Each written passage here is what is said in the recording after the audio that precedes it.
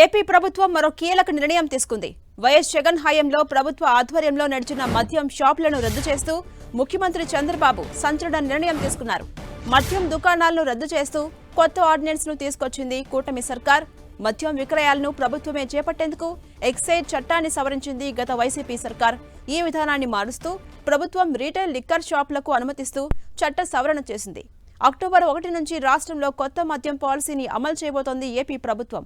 కొత్త మద్యం పాలసీ ప్రవేశపెట్టేందుకు ఇటీవల సమావేశమైన ఏపీ మంత్రివర్గం దానికి ఆమోద ముద్ర వేసింది. ఆంధ్రప్రదేశ్లో 2014 నుంచి 19 వరకు టీడీపీ హయాంలో అమలైన పాత విధానంలోనే మద్యం దుకాణాల్లో లిక్కర్ విక్రయాలు జరిపేందుకు చంద్రబాబు ప్రభుత్వం నిర్ణయం తీసుకుంది. ఇందులో భాగంగానే ప్రభుత్వ ఆధ్వర్యంలో కాకుండా మద్యం రీటైల్ వ్యాపారం మొత్తం ప్రైవేటు వారికి అప్పగించబోతున్నారు.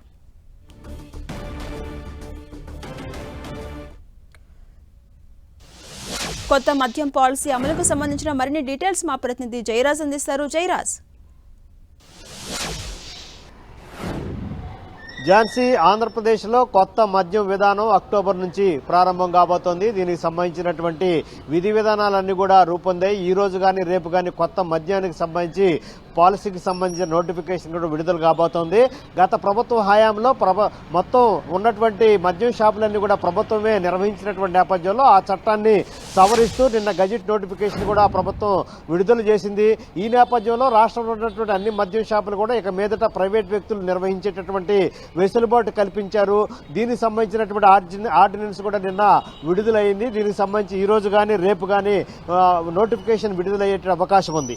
ఈ నేపథ్యంలో రాష్ట్రం మొత్తం మీద 3736 వైన్ షాపులు నిర్వహించబోతున్నారు. దీంట్లో 340 వైన్ షాపుల్ని కల్లుగీత కార్మికులకి రిజర్వ్ చేస్తారు.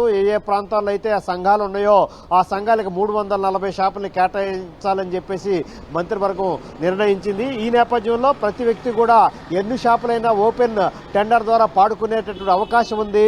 దీనికి సంబంధించిన లైసెన్స్ ఫీజును కూడా ప్రభుత్వం ఖరారు చేసింది. దీనికి సంబంధించి 10,000 లోపు జనాభా ఉన్న ప్రాంతాల్లో ఒక్కొక్క షాపుకి 50 లక్షల రూపాయల లైసెన్స్ ఫీజు చెల్లించాల్సి ఉంది. అదేవిధంగా 50,000 లోపు జనాభా ఉంటే 55 లక్షలు, 5 లక్షల లోపు జనాభా ఉంటే 65 లక్షలు, 5 లక్షలకు పైగా జనాభా ఉంటే 85 లక్షల రూపాయల చొప్పున లైసెన్స్ ఫీజు కట్టాలని చెప్పేసి ప్రభుత్వం నిర్ధారించింది. దీనికి సంబంధించినటువంటి నోటిఫికేషన్ ఈ రోజు రేపటిలాగా వచ్చే అవకాశం ఉంది.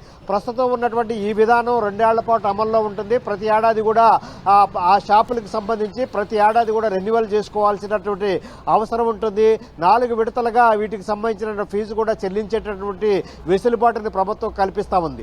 కొత్త మద్యం విధానానికి సంబంధించి నాణ్యమైన మద్యాన్ని సరసమైన ధరలకి ఆంధ్రప్రదేశ్లో ఉన్నటువంటి మద్యం ప్రియులకు అందిస్తామని చెప్పేసి ఎన్డీఏ ప్రభుత్వం ఇచ్చినటువంటి హామీని నెరవేర్చుకునే దిశగా ఈ రోజు ప్రయత్నాలన్నీ కూడా జరుగుతూ ఉన్నాయి. ఈ రోజు రేపటిలోగా కొత్త మద్యానికి సంబంధించిన నోటిఫికేషన్ కూడా రాబోతా ఉంది. దీనికి సంబంధించి కొత్త మద్యం విధానం ఆంధ్రప్రదేశ్లో అక్టోబర్ 1వ వారం నుంచి అమల్లో రాబోతా ఉన్నాయి. ఇప్పటికే మొత్తం నాణ్యమైన బ్రాండ్లన్నీ కూడా ఆంధ్రప్రదేశ్కి దిగుమతి అవుతున్నటువంటి నేపథ్యం ఉంది. దీనికి సంబంధించి విధి విధానాలన్నీ కూడా రూపొందినటువంటి పరిస్థితి ఉంది.